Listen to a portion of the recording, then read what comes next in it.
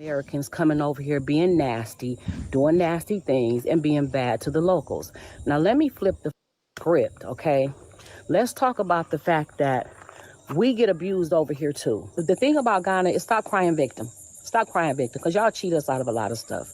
Y'all invited us to come home, which by the thousands we did. We came running to Ghana. People sold their homes, moved out of their apartments, sold everything. Some people packed up containers and moved over here just to get over here and realize this is not our home. Y'all call us foreigners. Ghanaians call us that. We didn't make that word up. We didn't start calling ourselves that. We don't know that that's what y'all call the white people and the Chinese because we're not around them.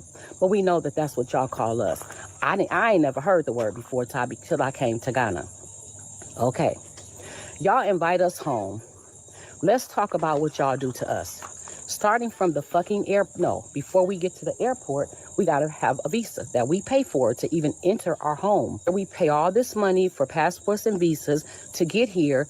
We get to the airport, and as soon as you see a fucking blue passport, everybody's coming for us. Can you give me something small at the COVID place? You get to immigration. Can you give me something small? You get to baggage. Can you give me something small? A person grabbed a damn cart and put my bag on it and got mad because I gave him $5 because I only had hundreds, because you come over here with hundreds to get the best, cash in rate. How about he looked at that and said, I don't want that. I said, what you mean you don't want it?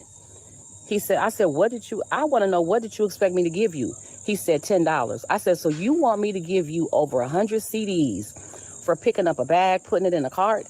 He don't know this is like my 5th time coming through the airport.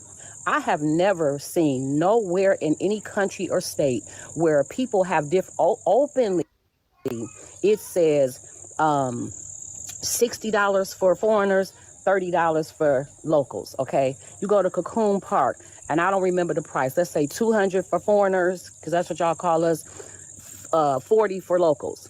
You go to the castle, it's $60 for foreigners, $10 for locals. I ain't never seen that nowhere. I don't went nowhere in the U.S., Mexico, and Canada where it said you pay, if you a local, if you're from here, you pay $1 for a Coca-Cola, but if you're a foreigner, you pay $8 for a Coca-Cola.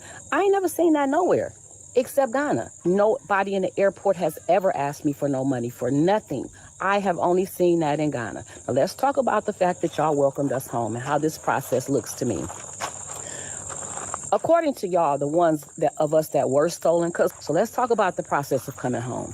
We got stolen from our mother, our birth mother and father. 20 years later, we're probably 26 years old now. Our mother finds us and she said, baby, y'all come home. I miss you. Come back home. Get out them streets where they don't love you at and come home. So we drive, take a taxi, however we get to our mother's address, we get there. But before she let us come through the door, she says, oh, welcome home. But before you come in, can you pay me $300 to enter the door? That's the visa to come home. So, okay, we happy to be home. So we paid $300 to our mother to step foot in her house because we're excited to be home to the motherland, okay? We get in there, and now it's dinner time. And she has plates on the table for the kids that grew up in the house. And she has a plate on the table for me and my sister who was stolen years ago.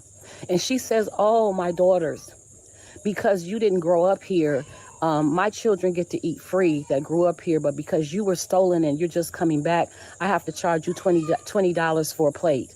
So me and my sister, we're so happy to be home. We're confused. We pay her $20 for a plate. Okay. That's the cocoon shit. That's y'all giving us different prices for shit, okay? Now we're at our mother's house, and we're enjoying being there. We see something's a little weird, but we enjoy being back home with our mother. We decide we want to stay. And she goes, oh, you want to stay a little longer? You're going to have to pay me $1,000 every year to stay here. That's the residency. Now we're paying her for residency, even though she invited us home after we were stolen from her. Okay. Now we pay the residency, and then we decide, you know what? We want to get on the birth certificate. We kind of like it here. It's a little weird, but we comfortable enough to stay here. And she tells us, oh, in order for you to stay here, I have to put my name on your birth certificate. That's going to be $3,000 please. And then I will put your name on the birth certificate and you will become a family member. That's the citizenship. That's the citizenship. So how are we home if we got to pay y'all? Why aren't the visas free? If this is home, why don't you make this visa free for us? If this is home, why do we have to pay to be a resident? If this is home, why isn't our citizenship automatically given to us? You know, it's okay if you pack up from foreign and go back to your yard. It's okay. It's okay if you've migrated and you decide that this is not working out.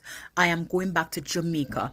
Nothing is wrong with that. And we need to normalize people doing that instead of staying in a foreign country and suffer. It makes no sense for us to stay in a foreign country if we're not doing well. And doing well doesn't necessarily mean that you have a house, you have a car, you have a good job. Doing well also means that you're not coping mentally. You're just not happy. It doesn't matter what you do. It doesn't matter who you're around. You're not happy. Now, the other day, somebody told me that, somebody that we both know, that person decided to go back home. And I said, good for her. Good for her. Because if you're really not happy here, if you're not getting the kind of job that you want, you come to Canada and you just realize it doesn't matter what you try, it doesn't matter what kind of qualifications you have. You've gotten certified here in Canada, you have your qualifications from back home in Jamaica. Listen, sometimes we have master's degrees and we can't get a good job over here. If you realize that you're not getting back to the status after 4 years, 5 years, the kind of lifestyle that you used to live in Jamaica, you're not able to do that in Canada or the United States, go back home. A lot of us come here and we leave house, we leave car, we left good jobs. Our kids were in private schools, the best of the best in Jamaica. And we come here and we're just not getting that standard of living. Even though you might have a job, you might, be able to buy a house, but that standard of living that you had in Jamaica, that good job that made you feel like, oh, you're actually meeting your targets and meeting your goals in terms of, your career.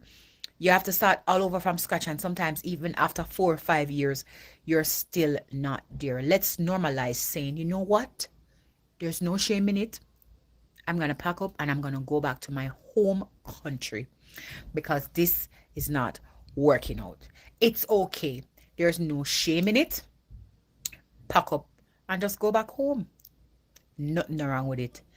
Let's go pack up and come back home. The first thing that I didn't like is the immigration process.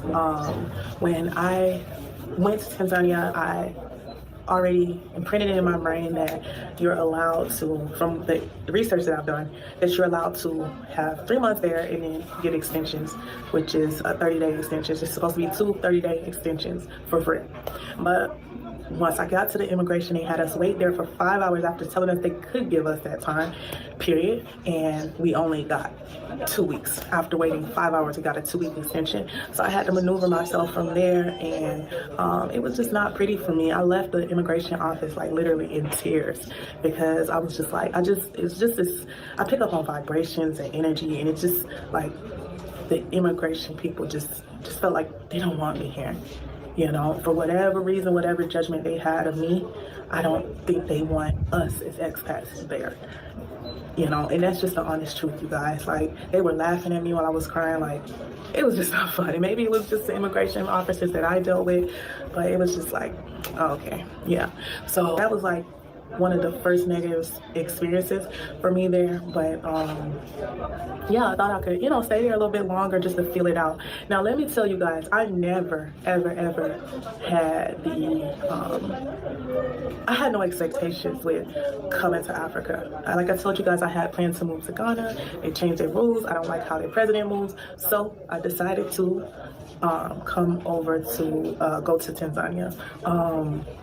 The immigration, like to have to leave every 3 months. I know this before going to Tanzania because it's everywhere, it's listed everywhere. But what I didn't take into was the expense that it would be to travel from country to country. I thought maybe it would be a little bit cheaper, but clearly it wasn't. I just never fit in, and I've been me all my life. This is me, and I'm always changing and growing, but who I am at the core, I can't change. So if I can't vibe with the culture and I feel judged by the culture half the time, it's just not gonna work long term for me. So that's one of the bigger reasons why I left too.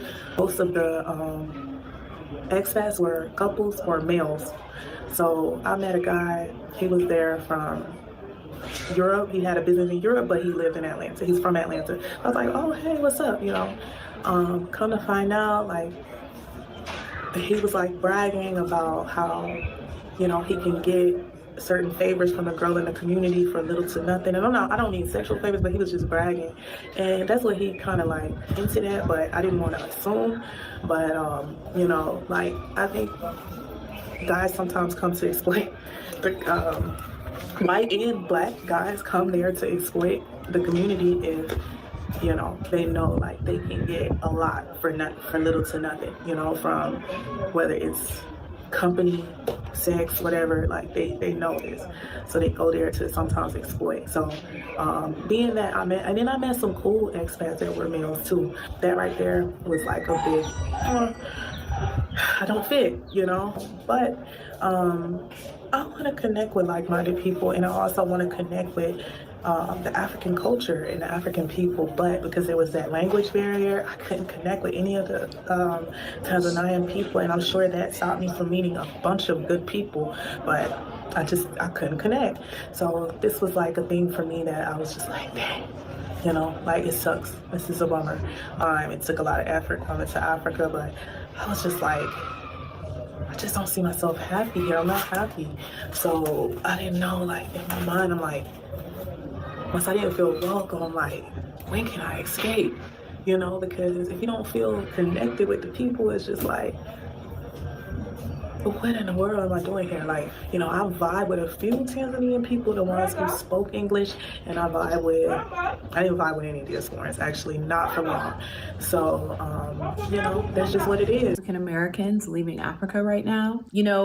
I think when people migrate to the continent or they leave abroad, as we're seeing in record numbers, more than ever before, I'm not sure if it's new or if social media is giving us these viewpoints, but you come to countries where you find the quality of life much better, but the cost of living a lot less than what you're used to, and you overextend.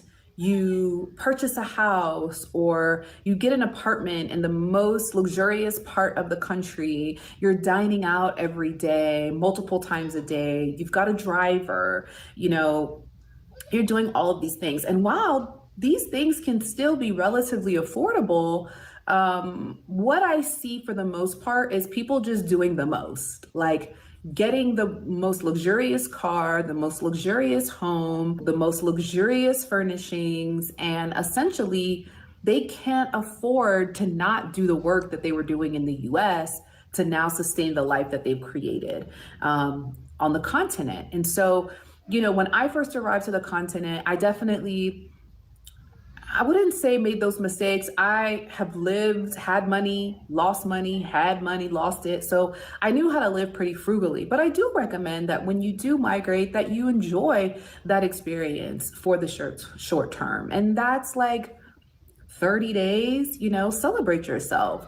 Have fantastic dinners out, stay at a hotel, stay in a fabulous Airbnb. But if this is something that you want to do long term, you need to get yourself on a budget and be financially responsible so that you don't overextend yourself, so that you don't end up having to go back to a country that you so direly want to get out of. So we already know that Africans and African Americans don't get along. The hate is very evident when you hop online. But that's the thing. When you hop online, I don't see this shit in person at all. Okay, I'm lying a little bit. There will always be somebody that's mean, but that's not what I'm talking about. My point is that the hate is strong online, but there's lots of love in person. As an African, I love African Americans. I have so many African American friends. We get along just fine. And I bet you if I asked any of them what they think of Africans, they won't have anything bad to say. We can talk about the bullying that Africans endured by African Americans in school, but that's not what I want to talk about. Just because I'm not in school anymore and I don't get bullied for being African anymore. I have learned to let that go because I decided to love myself. And I've been able to see that a lot of the African Americans that bullied me are now grown or the same age as me and they don't think like that anymore. If you're black and you go to any part of Africa, I bet you will be loved and welcomed. So just remember that just because there's hate and division online, it doesn't mean that it's the same thing in person. Bro, I'm reaching out to the African community.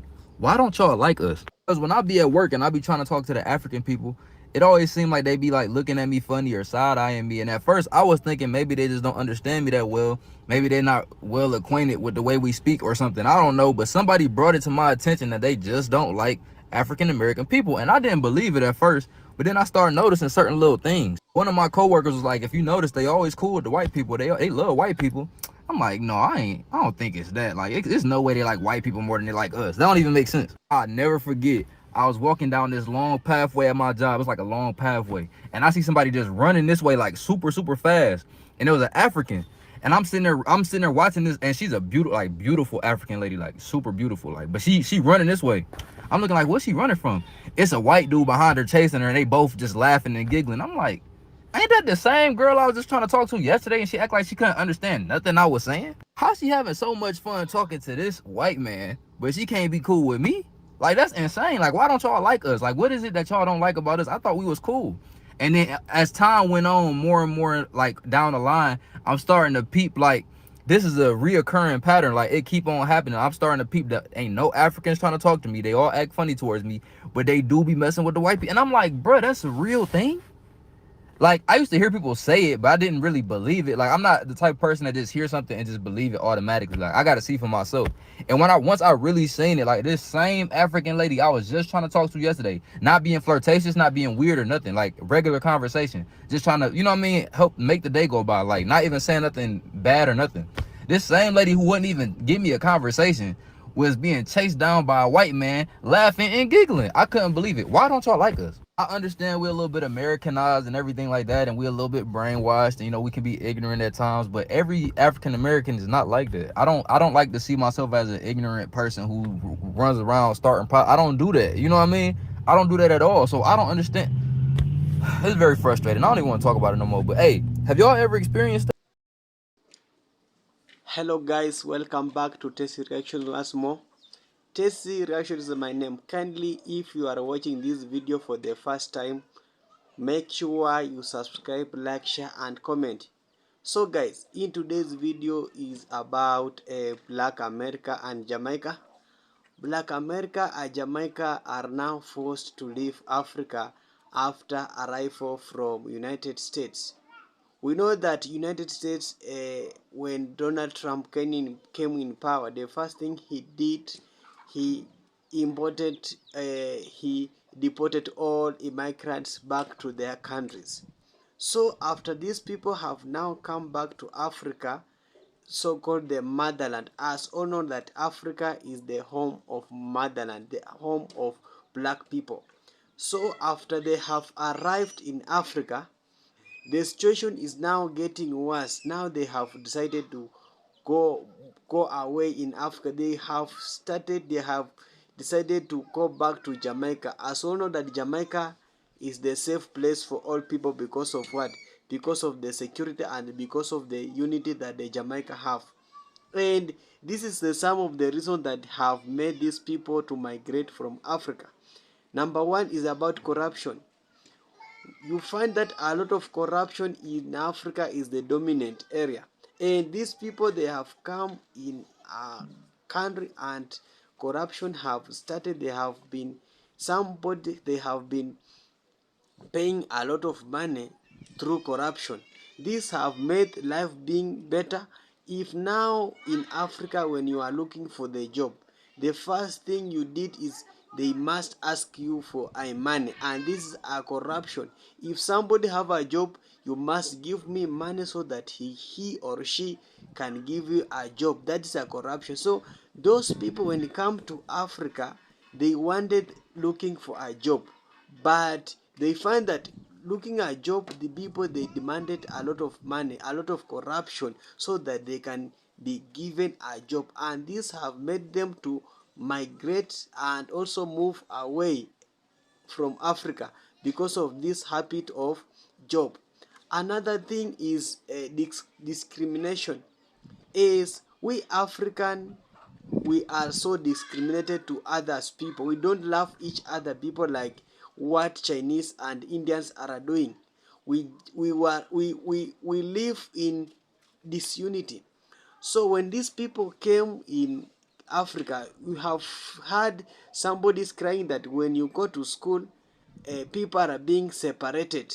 You find the African that have been living here is being separated from the one that have been arrived, and you find that those visitors are being charged a high school fees or a fee compared to our African people, and these have made life being hard for them.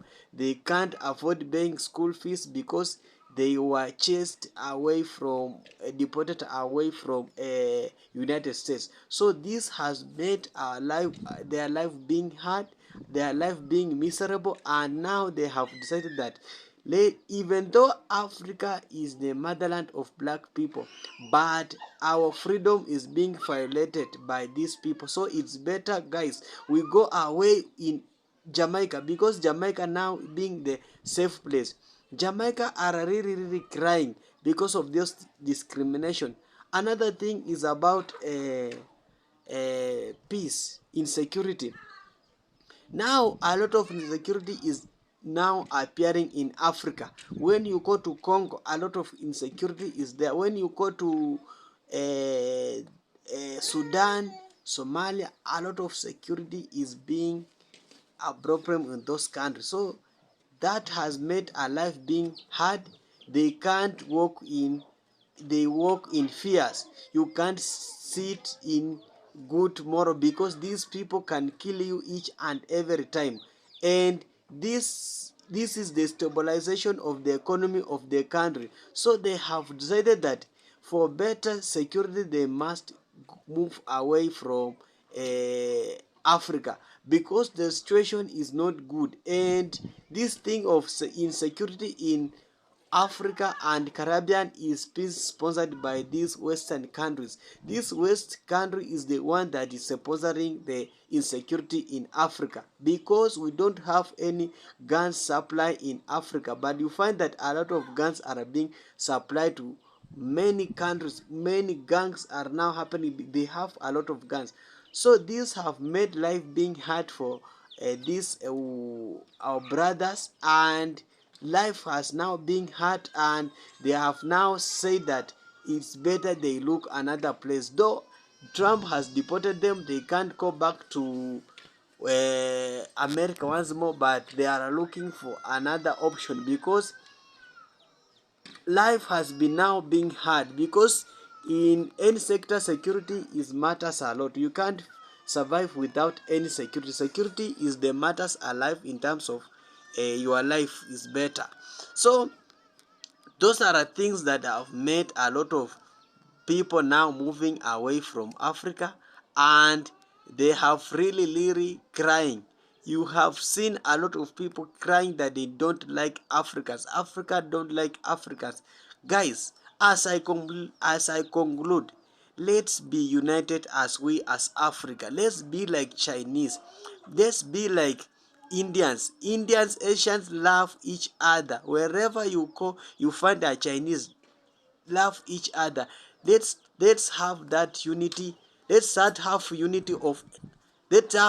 unity of loving each other. We can't survive with that disunity, because our people cannot survive, cannot come out and crying the way they are crying. We must accommodate all of them in Africa, because their ancestors are from this Africa. We must love them and cooperate with them so that they can't cry anymore. Guys, if you are watching this video for the first time, remember to subscribe, like, share and comment. Tasty Reaction is my name. Kindly subscribe, like, share and comment. Bye for now.